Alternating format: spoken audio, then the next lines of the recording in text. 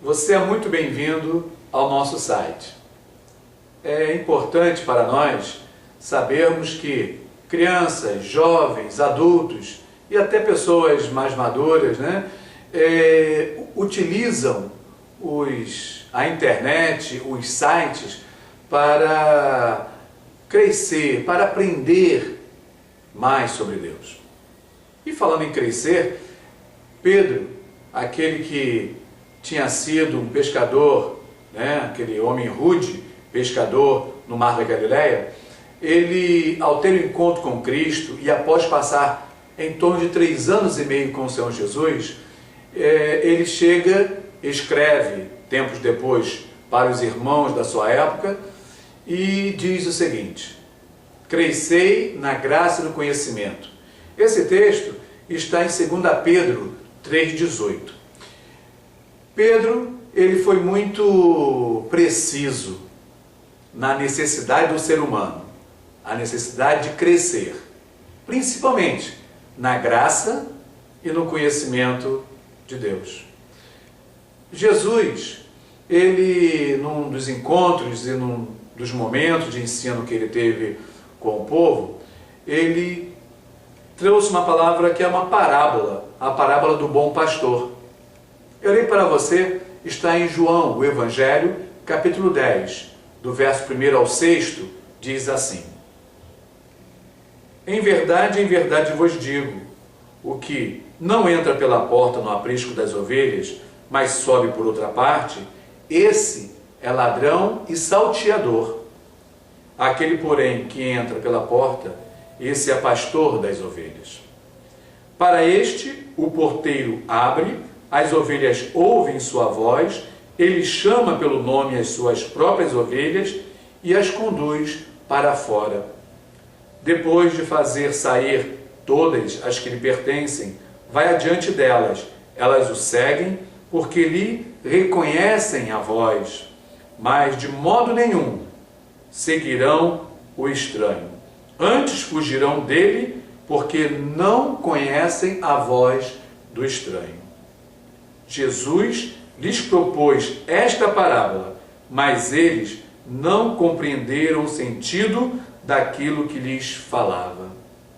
O verso 6 do capítulo 10 de João, eu repito: Jesus lhes propôs uma parábola, mas eles não compreenderam o sentido daquilo que lhes falava. Jesus, ele está em mais um dos seus momentos praticando o que ele amava fazer: ensinar. Ensinar sobre Deus, ensinar sobre o reino de Deus, ensinar aquilo que tanto nós precisamos para vivermos bem, vivermos uma vida abundante, como no próprio verso 10 desse capítulo diz. Jesus, ele fala com um grupo de homens. Dentre esse grupo tinha um grupo chamado de fariseus. Esses fariseus, eles tinham uma disposição natural, conforme a prática deles, de estudar as Sagradas Escrituras, estudar a Torá, para nós Pentateuco, estudar os Salmos, os Profetas. Eram pessoas dedicadas à palavra.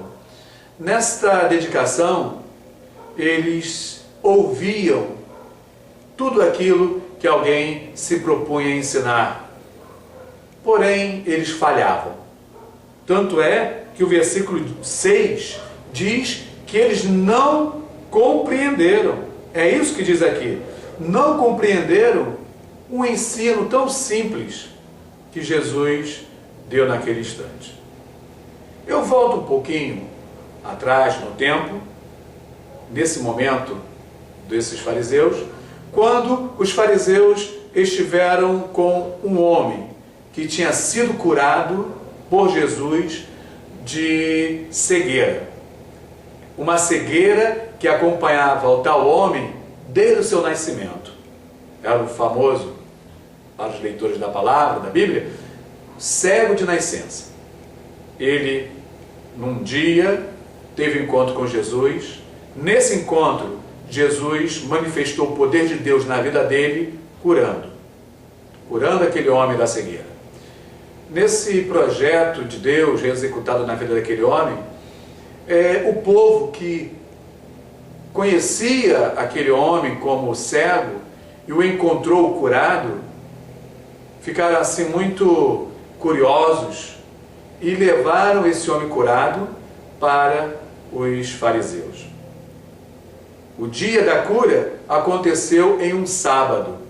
Para a lei, ou melhor dizendo, para a letra da lei, a lei de Moisés, não era devido fazer nada num sábado, exceto o culto a Deus, os sacrifícios para Deus.